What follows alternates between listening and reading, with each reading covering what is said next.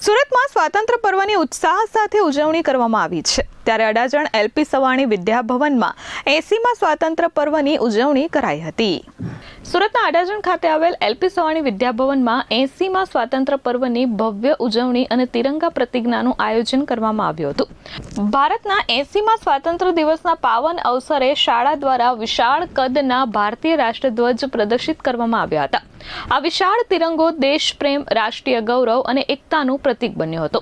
વિશ્વ પીએચડીના 8મા મિશન અંતર્ગત વિદ્યાર્થીઓ, શિક્ષકો અને ઉપસ્થિત મહાનુભાવોએ તિરંગા પ્રતિજ્ઞા લીધી હતી। આ પ્રતિજ્ઞાનો મુખ્ય ઉદ્દેશ સ્વચ્છતા, આરોગ્ય, પર્યાવરણ સંરક્ષણ અને રાષ્ટ્રીય એકતા જેવા ક્ષેત્રોમાં નાના પરંતુ મહત્વપૂર્ણ કાર્યો કરવા માટે નાગરિકોને પ્રેરિત કરવાનો છે। આ ગૌરવપૂર્ણ કાર્યક્રમમાં વિશ્વ પીએચડીના સ્થાપક ડોક્ટર વિમલ રાઠી, શાળાના ચેરમેન માવજીભાઈ સવાણી સહિતના મહાનુભાવો ઉપસ્થિત રહ્યા હતા અને રાષ્ટ્રધ્વજને સલામી અને રાષ્ટ્રગીત સાથે કાર્યક્રમની શરૂઆત થઈ હતી। વિદ્યાર્થીઓએ દેશભક્તિ ગીત, ડાન્સ અને સ્વાતંત્ર્ય સેનાનીઓને સમર્પિત વિવિધ સાંસ્કૃતિક કૃતિઓ રજૂ કરી ઉપસ્થિત લોકોના મન મોહી લીધા હતા। હું doctor Falguni Neeraj Shah, senior Ayurvedic consultant, cofounder of Madhav clinic અને international singer, the pride of Gujarat એવોર્ડથી સન્માનિત અને સર્ટિફાઈડ એન્કર। અહીંયા આજે એટલી સરસ ઉજવણી કરવામાં આવી છે કે શાળાના એક બાળકે પોતાનું પરફોર્મન્સ આપવા માટે પ્રયત્ન કર્યો છે અને એ પરફોર્મન્સ આલા ગ્રાન્ડ હતો।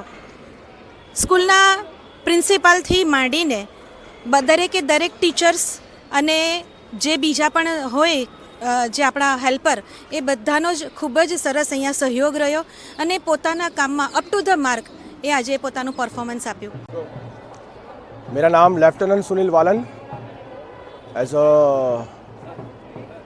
UT officers LP Savani Vidya Bhavan school.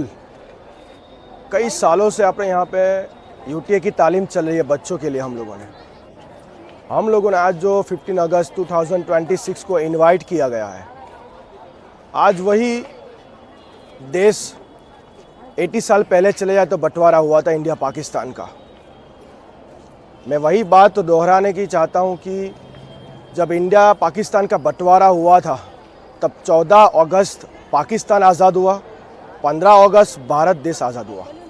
अपने देश की इज़्ज़त और अपनी फैमिली की इज़्ज़त, वो सेल्फ रिस्पेक्ट को कभी खोना मत। मैं भारतीयों को वही बोलता हूँ कि बस हर बच्चा चाहे डॉक्टर बने, चाहे इंजीनियर बने, बस देश पहले होना चाहिए। जय हिंद, वंदे मातरम। वंदे मातरम। सर्वप्रथम तो सर्व देशवासीओने 80મા સ્વતંત્ર દિવસની ખૂબ ખૂબ શુભેચ્છા।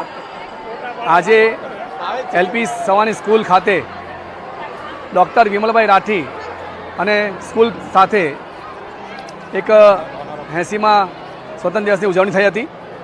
મને આનંદ છે કે આજે સ્કૂલે પણ ખૂબ સરસ કાર્યક્રમ કર્યો, પણ સાથે સાથે આજે એક વિરાટ રાષ્ટ્રધ્વજને ફરકાવીને સમગ્ર દેશને એક થવાનો એક સંદેશ મળ્યો છે।